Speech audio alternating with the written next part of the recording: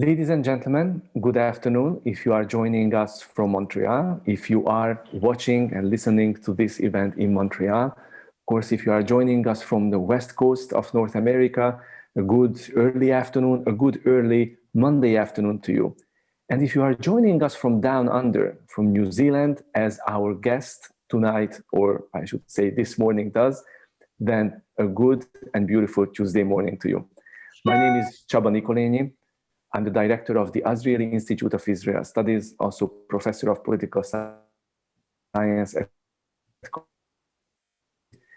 And I'm just so truly delighted and thrilled to be able to welcome you and to welcome this morning's special guest, Francine Zuckerman, the director of the film that no doubt many of you have watched earlier today or perhaps yesterday, After Munich. I cannot ask you to join me in a round of applause to welcome Francine Zuckerman because of the reality that the COVID-19 pandemic has imposed upon us. But if you can clap your hands, or if you can express your welcome by pressing the clap your hands button on that Zoom, please do so that we could make Francine feel even more warmly welcome, as we are trying to do through this very special and interesting virtual medium. So Francine, a very hearty and very warm welcome to Montreal, your home turf, and here to the Azrieli Institute of Israel Studies. I would like to take just a moment or two to share a brief introduction by way of reading out Francine's, just a very quick summary of Francine's incredibly accomplished biography. And then we would open up this event with a two-way conversation between Francine and myself, which will not last very long, so that we would be able to give you, members of the audience, as many opportunities as possible to ask your questions and put them directly to Francine. So Francine is actually from Montreal. She graduated from McGill University's film program in the city, and then joined the National Film Board to make her first documentary, the award-winning Have the Kingdom, which toured film festivals all around the world. Francine continued her education by studying producing and directing at Columbia University's summer program in New York, and also the Writers' Workshop at the Script Factory in London, and the Directors' Workshop at the Directors Guild of Canada. Some of her films include Exposure, Environmental Links to Breast Cancer, a documentary with Olivia Newton-John, a Canada and New Zealand featured co-production, Punch Me in the Stomach, also the Gemini-nominated dramatic series, The Atwood Stories, and several short films. Her recent films include a feature documentary, We Are Here, and the short drama, Best Drama at the Toronto International Short Film Festival. In addition, Francine is a proud member of Film Fatale Canada. Francine is also a member of the Independent Film Project, New York, the Directors Guild of Canada. She has served as a jury member for the Ontario Arts Council Media Arts Program and jury chair for a Gemini Awards at the Academy of Film and Television. She's also an early member of Femmes du Cinéma de la Télévision et la Vidéo à Montréal. Francine recently completed the documentary that we are meeting today to discuss, After Munich. And as I understand, she is also in the midst of developing Margaret Atwood's a televised version of Margaret Atwood's Edible Woman. Perhaps we can talk also about this and some of her upcoming and future projects. Ladies and gentlemen, let me now give you Francine Zuckerman. Let me just ask Jennifer to here we are. Francine, thank you for joining us. Please tell us a little bit about the genesis of the film. Sure. Why After Munich and why now? Why well, is firstly, it relevant still today? Sorry, I just want to say it's wonderful to be here on a very sunny, warm day in New Zealand. It's quite incredible to be so close and yet so far away.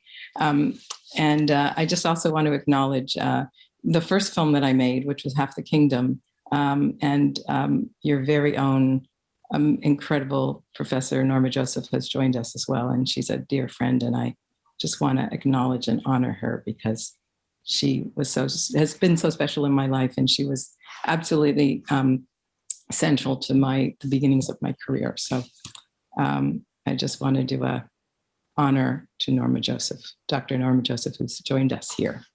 I'd love to talk about After Munich.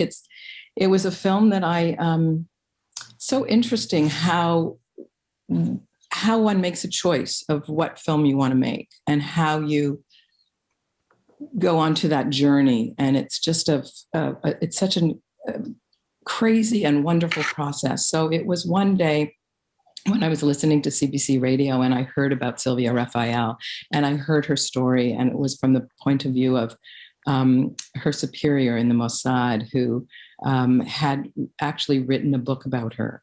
And she had a Canadian identity. She was originally South African, but she had a Canadian passport, and she was somebody who was trained and very high level of the Israeli Mossad. And I was fascinated by her story. And I thought, wow, I'd love to delve into it. And then I later found out that she had passed away, and that how challenging it would be to make a film about somebody who is no longer alive. And then I thought, well, Munich 1972 was a huge event.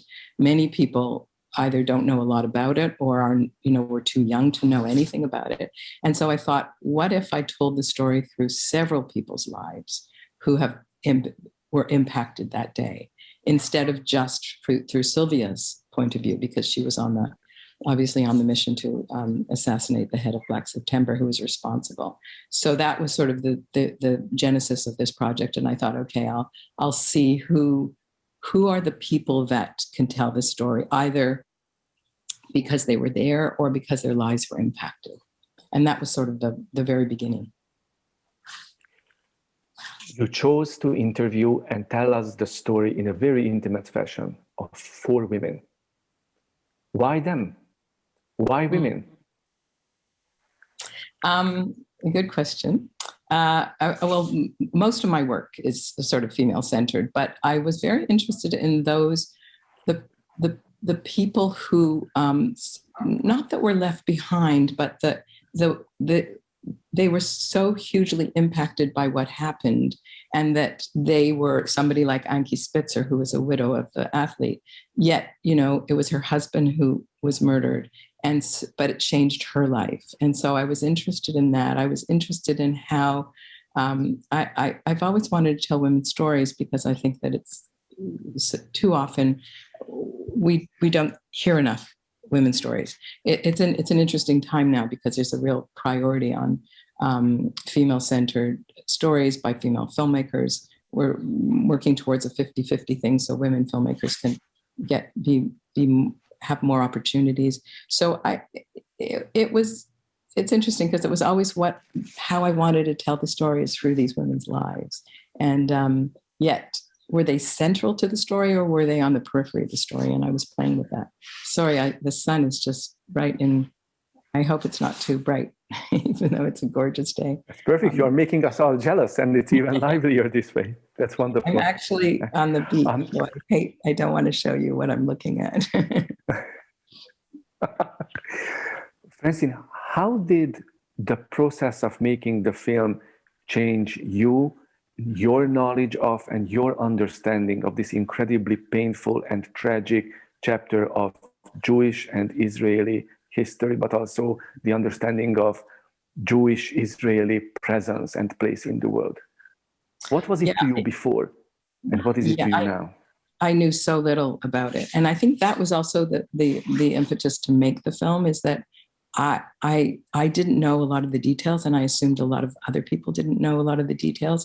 And I learned so much about that day, and not only that day, but the fallout of that day, and how I think it was more about the impact of trauma, and how trauma affects not only the people who, the whole idea of transgenerational trauma I was fascinated with. And you see that in Ankie's daughter, who's certainly hugely affected by what happened to her father, and ultimately in some ways what happened to her mother. So I was just really interested in the impact of war, and the how different people deal with trauma.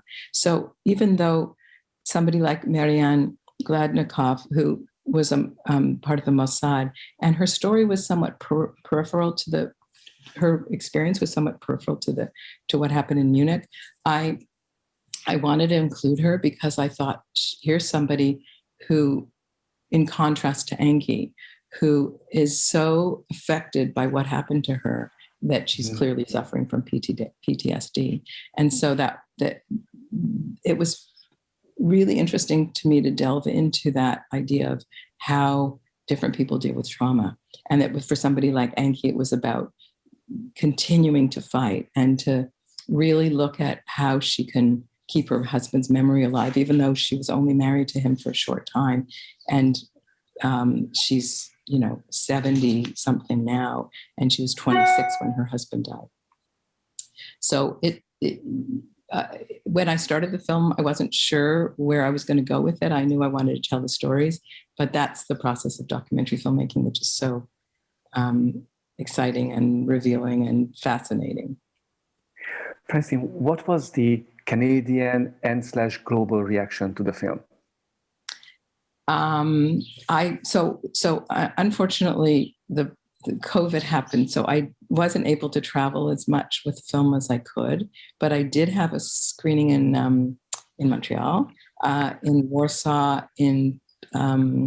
I had a screening in Munich, actually, but it was a virtual film festival, so I wasn't able to actually be there, even though I was supposed to. It was being co-sponsored by the Jewish Museum in Munich. So it was just last May, when the beginning of everything closing down. I think it was, I'd be so interested to hear people's reactions to it. What I had heard is a lot of, I never knew this. I never knew what really happened. I knew something about 1972, but I didn't know. I didn't have the details. I didn't understand the implication of it. It's incredible to hear these stories. So it was mostly, and young people who said, I wasn't there. I was just born, or I wasn't even born, and that was important to me because for somebody like Anki, it was. We need to tell this story so it doesn't happen again. Unfortunately, it is happening again, but that was really her raison d'être.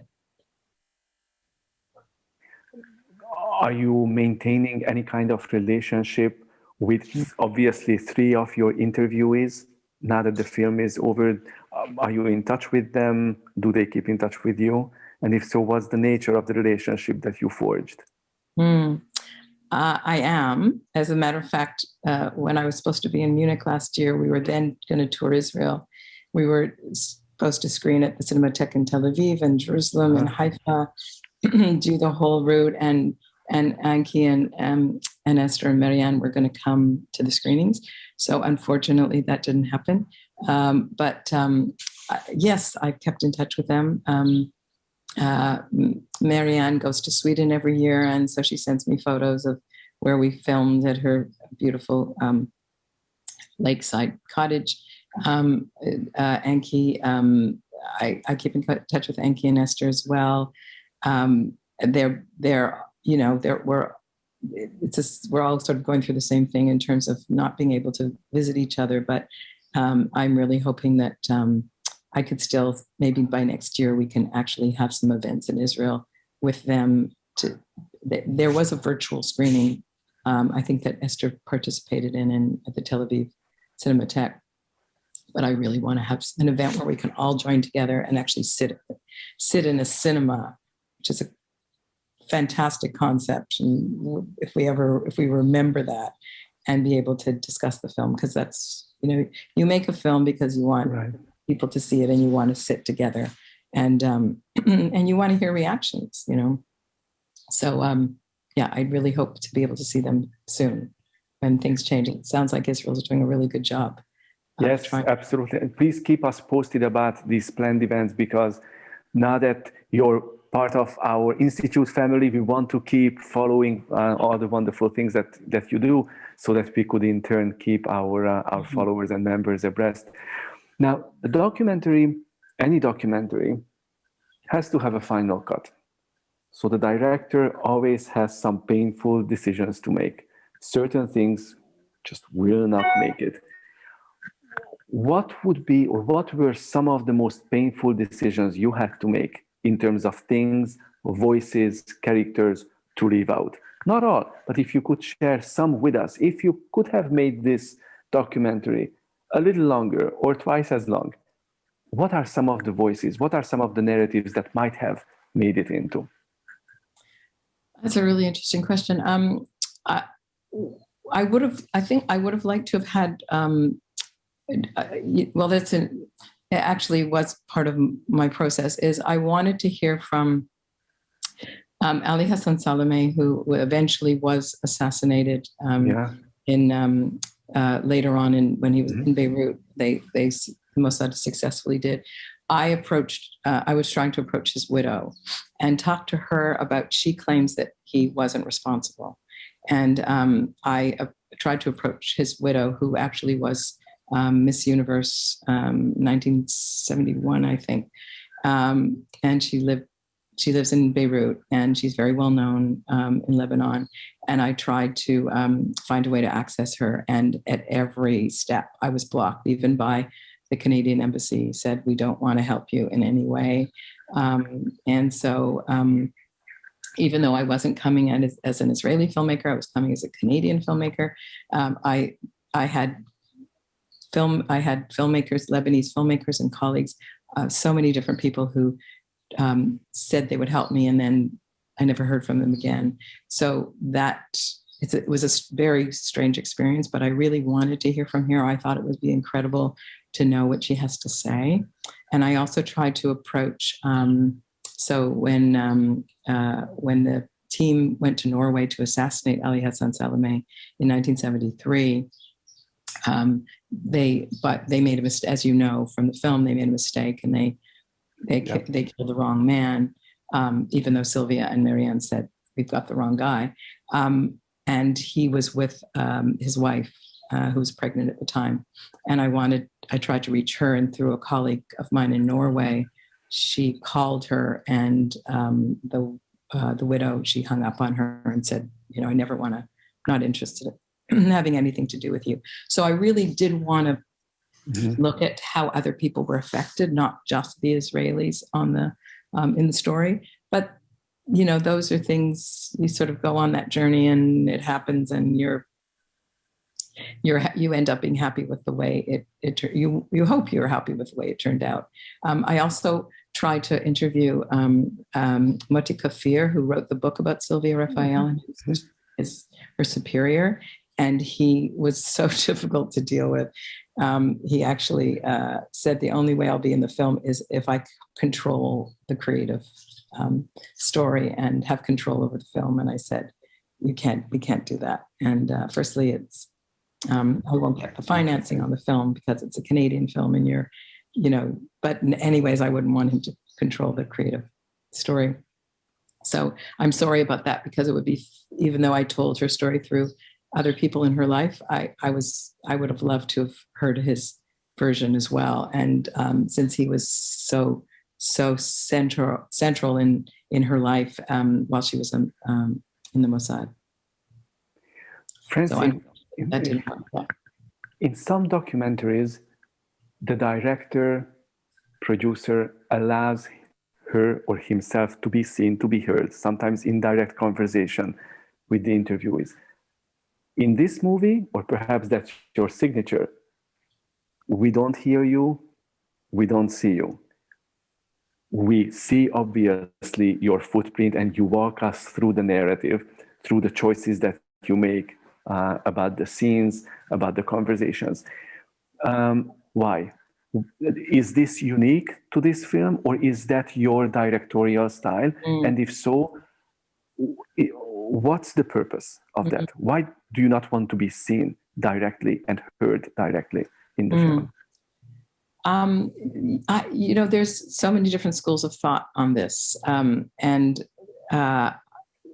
Early on, because I've been making films for a long time, and I think there's kind of the purity of this idea of the documentary filmmaker not being seen if it's not their story. So I sort of started out as that filmmaker who wasn't present, unless I had my cameo, which I did in a few of my films. And so, but there's a lot of changes now. A lot of filmmakers are making personal documentaries where they're actually quite central to the story, or their voices are heard, or they're actually in the film. And my previous film that I made, We Are Here, which was a film that I made in Poland about it was really about the Jews in Poland who actually stayed, people that actually lived post-Holocaust, either stayed in Poland, or their parents stayed in Poland, or their grandparents, and they therefore are part of the Jewish community of Poland. And I didn't want to be in that film, and I ended up having to be in that film because it was so much about my story as well. And everybody kept asking me, all of my colleagues kept saying, well, why are you making this film? What's your connection to it? So I eventually kind of peripherally put myself in the film. And in the interviews, you could hear my voice and you could see me, because I felt like I needed to be in it so that it had a context of how not just how it impacted me, but that I was a kind of a subject and a character. But in this film, I just felt like the women needed to tell their stories, that my voice didn't need to be heard. Mm-hmm. Francine, I have one more question before I would start actually sharing some of the questions that were coming in from the viewers and from the audience. That is kind of very personal, but I do want to open it up because I shared it with you yesterday as well. Last night, my time, I guess that would have been morning, your time in New Zealand. As I was watching in preparation for the conversation, the film again, I caught myself fighting my tears at the beginning of the film, and then once again at the end also. What is your emotional reaction to your own film, to After Munich?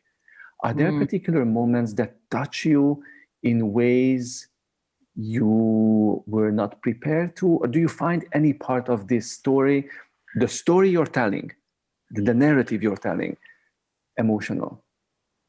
And if so, which ones are those? Oh, absolutely.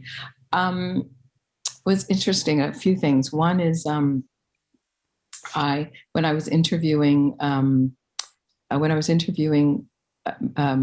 Esther, I met her the first time I met her. I did a whole interview with her, and can you hear me?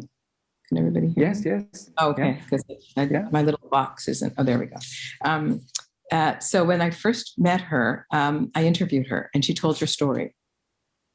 And she just told her story.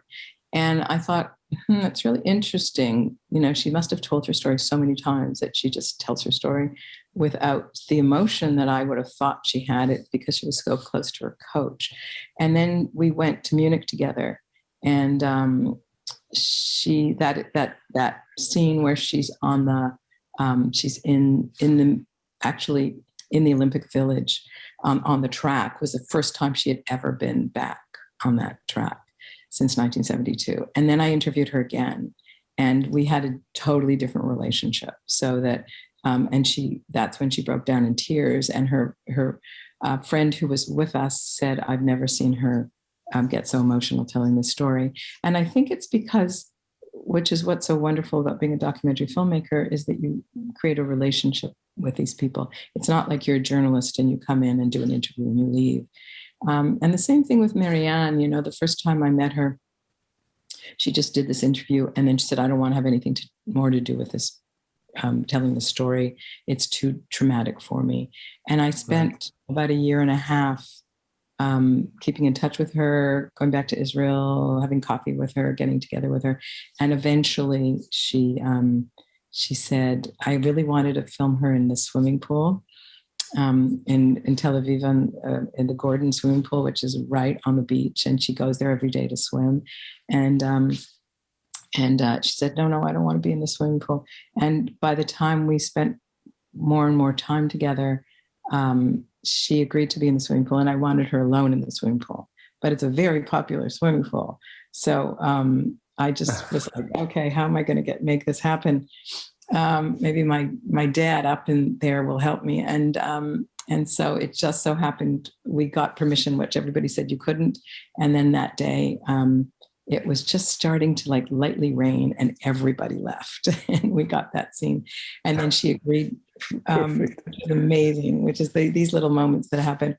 And then she agreed for us to go to Sweden with her, and which was a big deal because she really didn't want people to know who she was.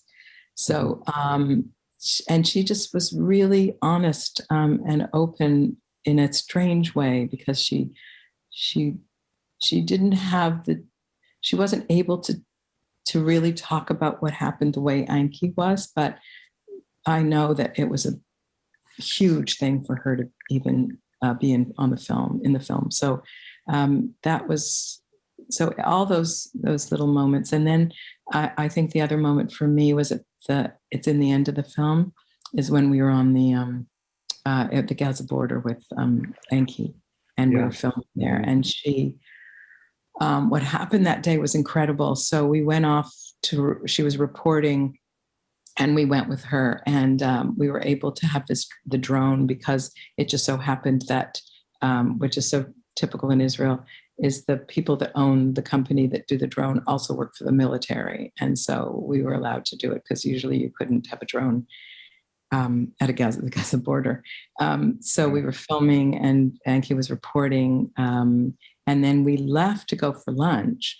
And she said, we were listening to the news, and all of a sudden we heard that there was an attack from Gaza over the border, and rockets were being sent in, and all the people in the kibbutz and the moshav on that side had to go underground. And Anki said, "I'm so sorry, we couldn't stay for that, so I could report." And I was like, "No, I'm so happy we have to leave."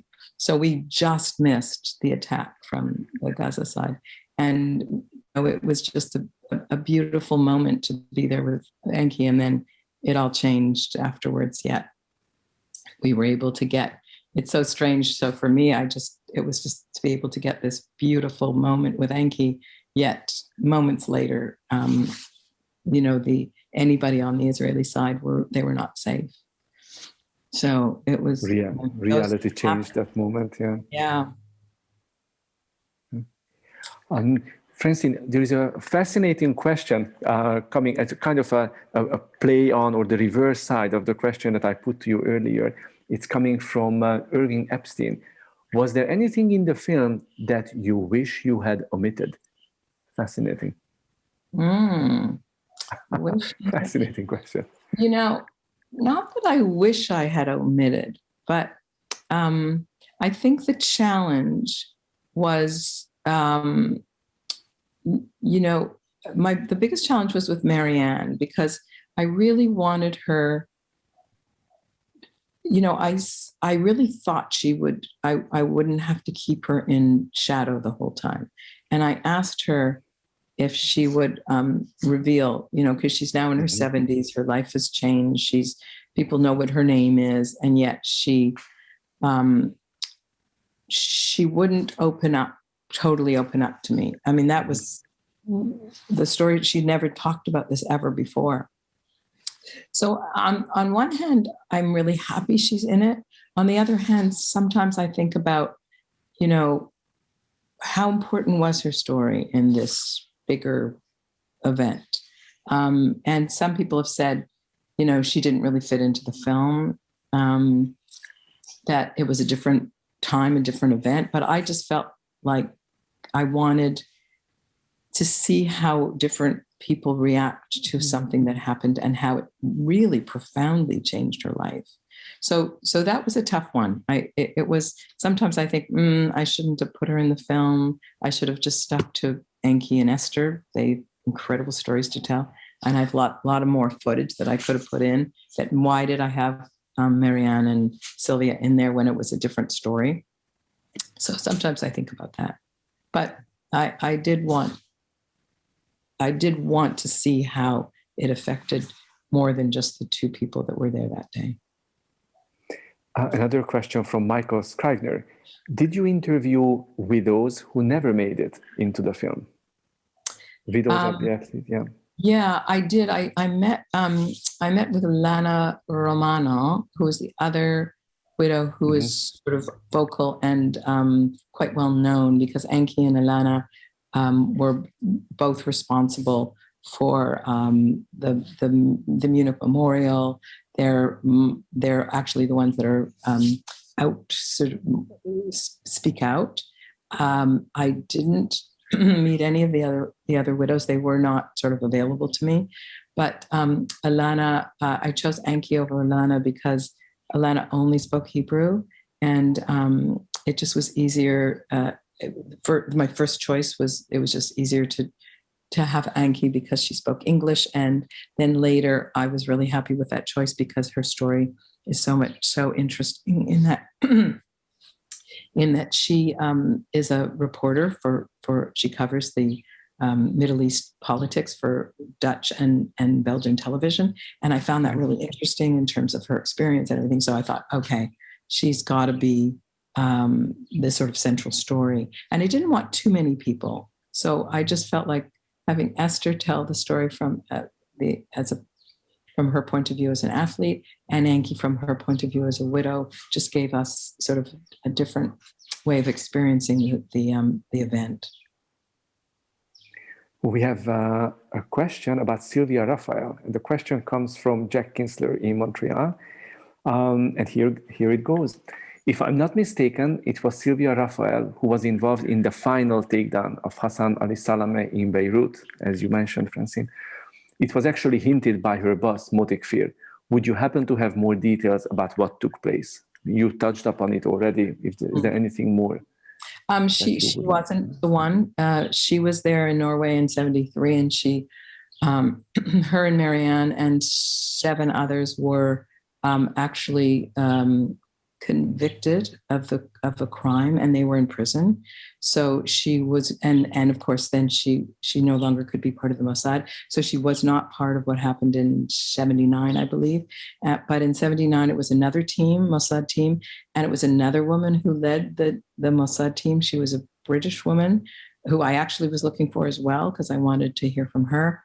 And they I know that Steven Spielberg sort of tells the story in his film Munich, but what did happen is so a whole other team went in 1979 to Beirut, and it was a bomb that they put in his car, and that's how he eventually was assassinated.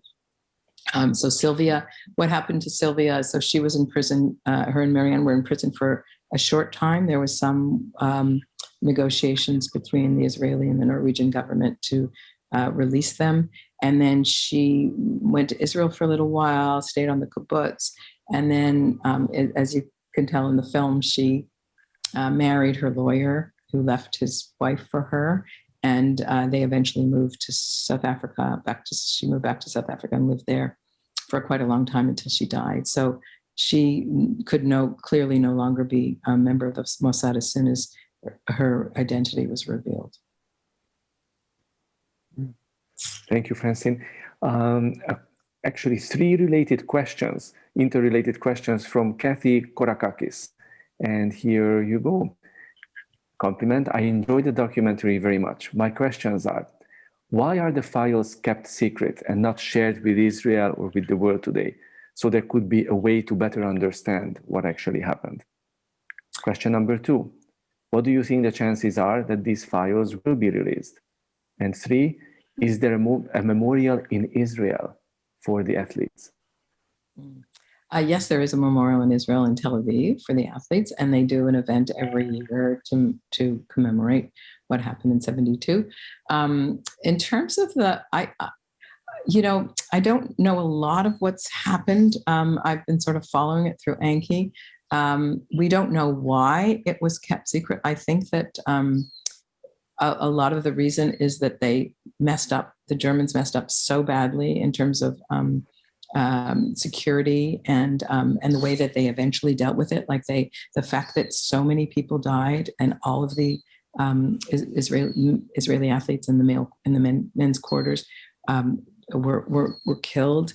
And Anki talks about that. Is like, how could that be when they supposedly had security, and knew that they had an idea that this was happening because the Palestinians were there earlier before the opening of the Munich Olympics. So there were so many things that happened that somebody like Anki, who's a journalist and is really interested, really cares, is delving into it. So I don't know the outcome of it yet. I don't think there's a lot that we know, but she's delving. She's made this her new mission, is to find out what happened and retrieve all of those records. So that's something I can keep everybody posted. I can put that. I'll get an update from Anki and put it on the website. We have a website.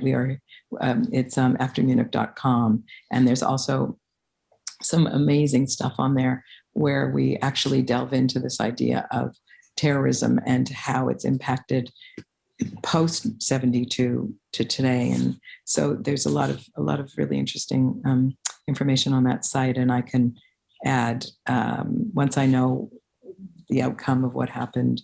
Once when Anki delves into this further, I can add it. Thank you, Francine. I'll keep you posted. With us, that's very, very important. Many of our members would be very interested in following that. We have a question from Pavel Brunson, and you answered one of the questions. Again, it's a package of questions, but let me read all of them out to you so that you would decide which ones to answer and in what order. So Francine, could you please talk a little bit about Munich as a city, a bit more? What do you think about the city? What was it like to film there? What was the role of the Munich municipal authorities in not memorializing the terror attack earlier? And was the film ever shown in Munich to a German audience? And you mentioned this already before, but if you could just touch a little bit more on the reaction, response, and your sense of all of that. You might know more about Munich than I do. That was the first time I was there when I was filming, and I was only there for a couple of days. So I don't know a lot about Munich, and I don't know a lot about, how the city reacted or dealt with it post the massacre. But my experience was it was so strange to be there because it was, and I was there with Anki and Esther, so I was there with both of them, which was amazing for me. Anki was speaking, which we didn't put in the film, the specific one. She was speaking at the memorial. They invite her quite often to speak for different groups. And, it's always traumatic for her to go back. It's not something she likes to do. As I mentioned, for Esther, it was for her first time back, and it was my first time there. So it was fascinating to be in a place that had this, dark history. And it was an honor to be in the memorial and with them, walking through the memorial to actually hear their experience and just be able to, because I don't know if anybody's seen it, but you can see it in the film, it's all these projections of different moments at that time from Munich and from the post just after the massacre, and the Olympics itself as well. And so you're kind of reliving that. You're walking around this memorial, which is the purpose of it. And certainly for them, you're reliving it. For me, it was sort of the first moment that I started to, because it was the very beginning of the filming for me. So I was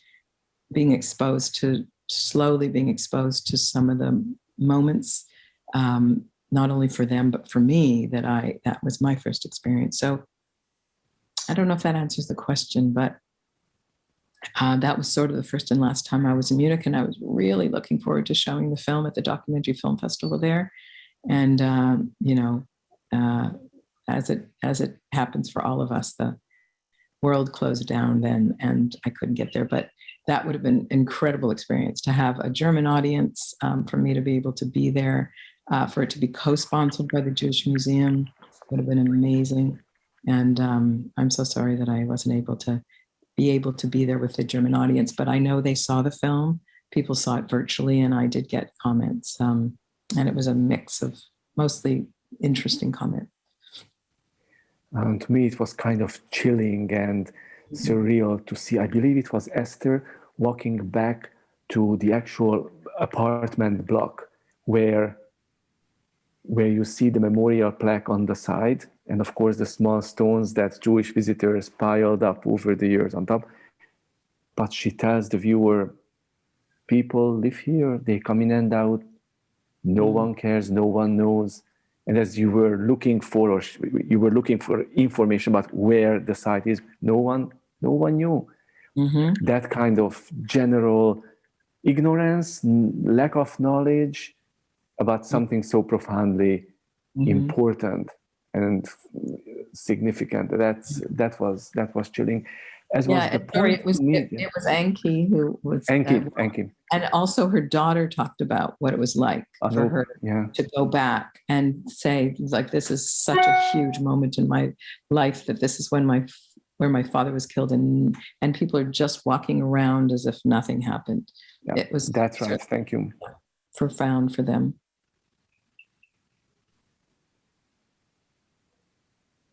And another comment in that regard that really profoundly affected me was, and I think that was also Enki, who was trying to bear pressure on the authorities, the German authorities, the German authorities to do more. She said, well, our hands are tied. And her reaction to that, your hands are tied?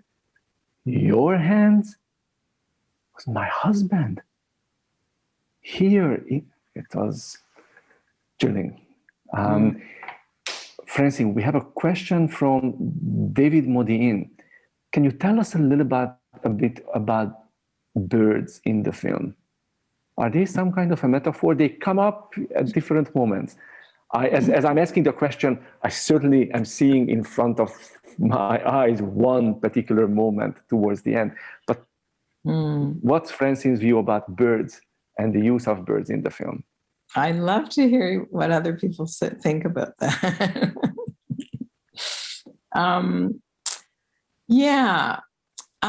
was looking for something that, I don't know why we did film a lot of birds. I was looking for something that was a sort of symbol of what I wanted to say in this film. And it was, and I felt that the birds really represented it in some way, is this idea that that letting go, the freedom of being able to, birds are, something about birds, that they have this ability to be up in the sky and have this incredible freedom. And so I felt like it was a bit about letting go and about giving, there were a couple things. One is about giving the audience a moment to breathe and see something that's not just the women, and be able to kind of like exhale after the intensity of the story. So that was sort of that was one of the ways I wanted to use the birds. But it was also about what I said about letting go, about the freedom of moving on, about the opening, the sky being a place where it feels endless.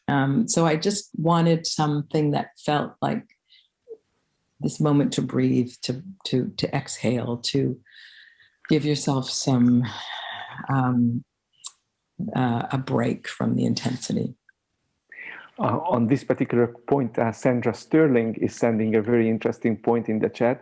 For her, the birds united the different elements of the film, and they also gave her a sense of hope. Very interesting. Thank you. Great. Thank you, Sandra, for sharing that. That's, for me, that's more important to hear what people have to say than what I have to say.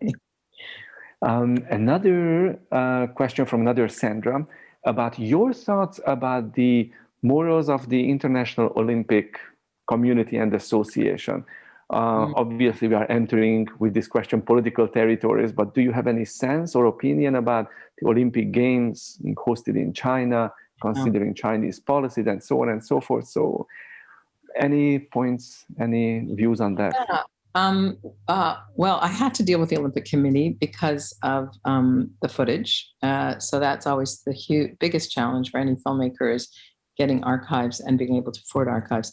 I thought, so because I knew that Enki finally successfully was able to work with the Olympic Committee and get through to them in Rio to do when they eventually did have a memorial event at the Olympics for the murdered athletes. So I know she had a relationship with the head of the Olympic Committee, and he happened to be German, and so that was quite. I knew that story, and so and I knew that obviously, and it's in the film, the challenges that Enki and the whole team, everybody who was trying to get this memorial to happen. The challenges that they had to face. So I did know all about that. And I knew that that was a difficult one certainly for the people that were left behind, the widows and anybody that was affected, and certainly for everybody that also it was a huge challenge for all of those people involved. But my experience with the Olympic Committee is that they really put up a lot of stumbling blocks for me to try and get the footage. It's very expensive, and they kind of didn't want to deal with me because they didn't want. It's not that they didn't have any option about whether I was going to tell the story or not, but it was it's a real issue for them. It's a dark moment in Olympic history, and the fact that the Olympics carried on and that day in 1972 was something that I think that they didn't want to address, or so. That was my experience with the Olympic Committee. I don't know a lot about sort of what their, other than that, my world was so much about their relationship to Munich and the Olympics in Munich. And then through Enki, all the Olympics after that, where she tried to get them to acknowledge what happened every 4 years, which is unbelievable that she had that stamina and that commitment and that passion to keep going. So that's my experience. So there's another question about Enki from Rachel Alkali. Do you know if Enki had another family, children with her second husband? And there's something very interesting. Rachel didn't put it in so many words in the chat. Obviously, the chat constrains you. But throughout the film, the references to Enki were this Dutch girl, this Dutch girl, this Dutch girl, who makes Israel very clearly her home.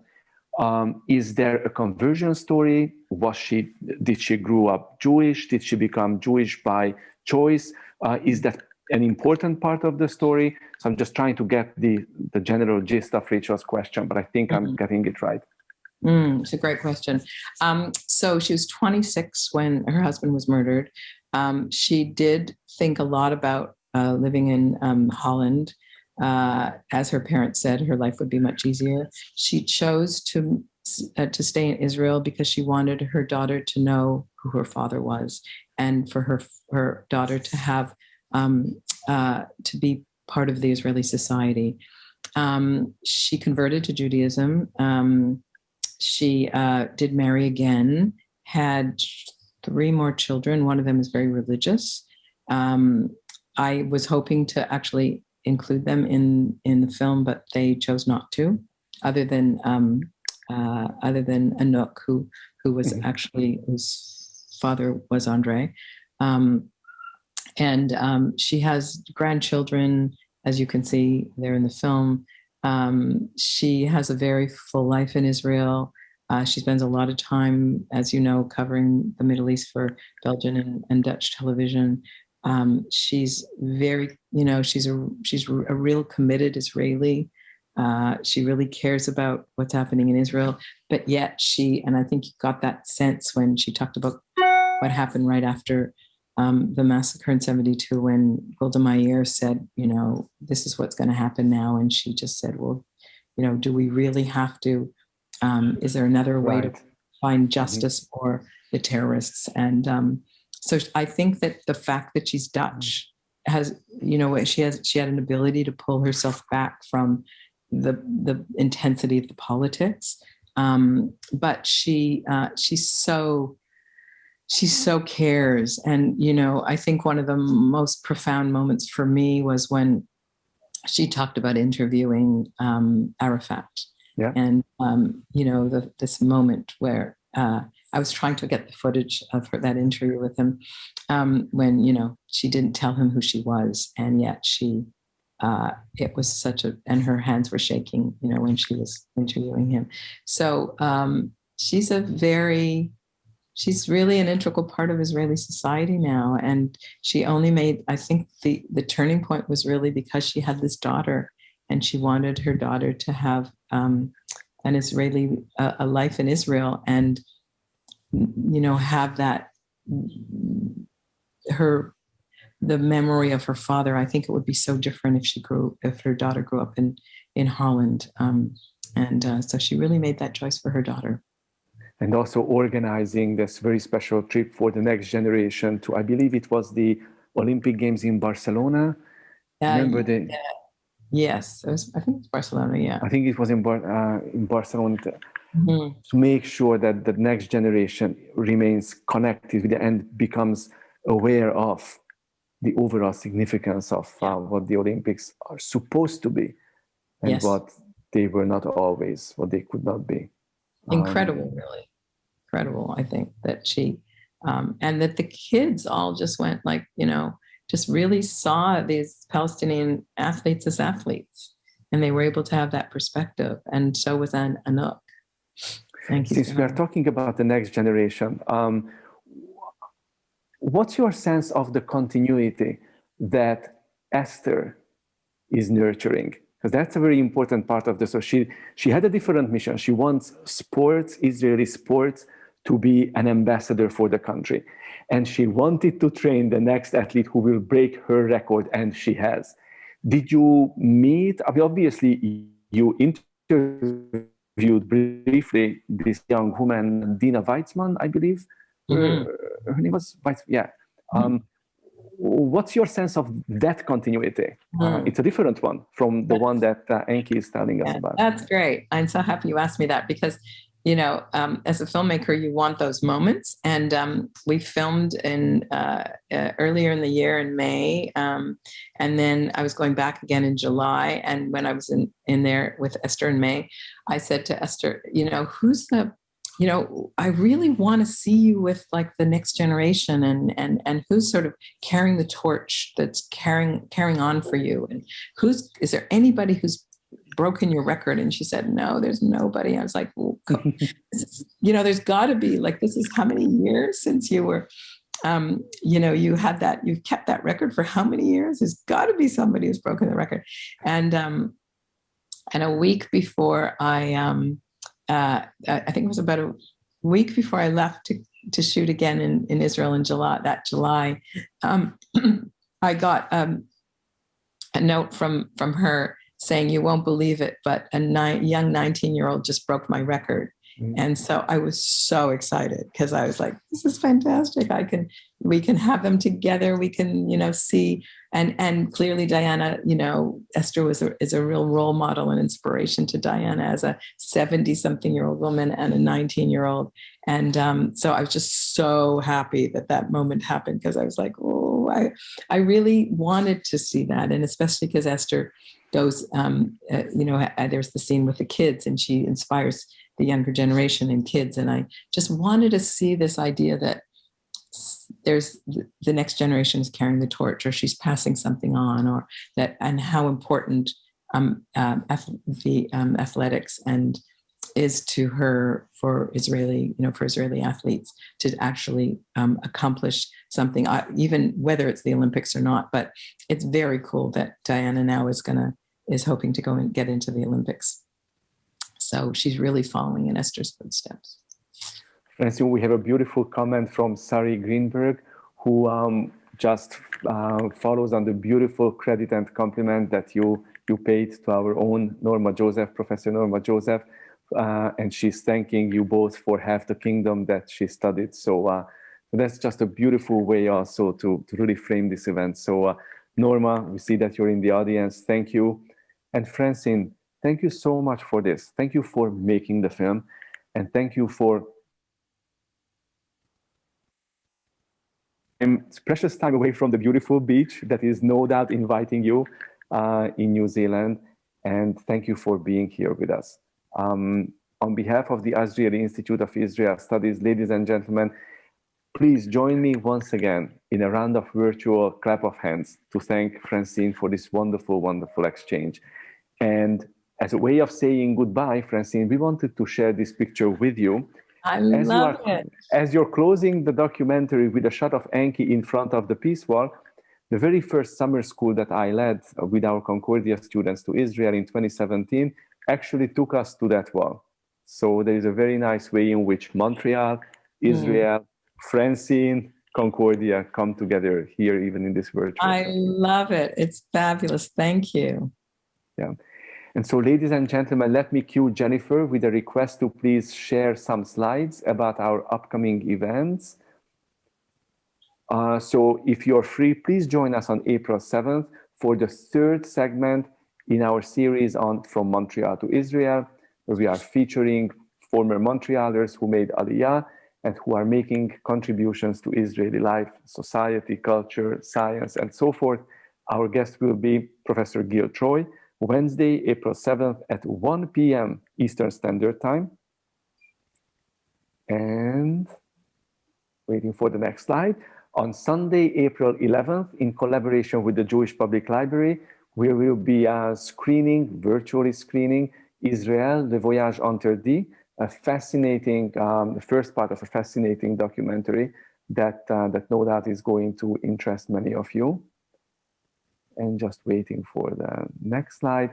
And soon thereafter, on May 10th and 7:30 p.m. Eastern Standard Time, once again, in collaboration with the Montreal Jewish Public Library, we'll be showing a new film, Amen, Amen, Amen, that tells the story, amongst others, of the fantastic story that brought Israel and the United Arab Emirates together in the context of the Abraham Accords. So if you want to learn more about inclusion, religious pluralism, and coexistence, please join us for Amen, Amen, Amen. That we are recording them as we are recording this conversation with Francine. And in a few days, we will be able to place them on our YouTube channel. So please join us there, join us at the events. We always look forward to welcoming you. Francine, thank you for being so wonderful. Thank you for being so gracious with your time. Thank you. Thank you. It's really wonderful to be. Stay healthy and have a wonderful Pesach. Bye-bye. Thank you. Lehitraot. Lehitraot. Bye-bye.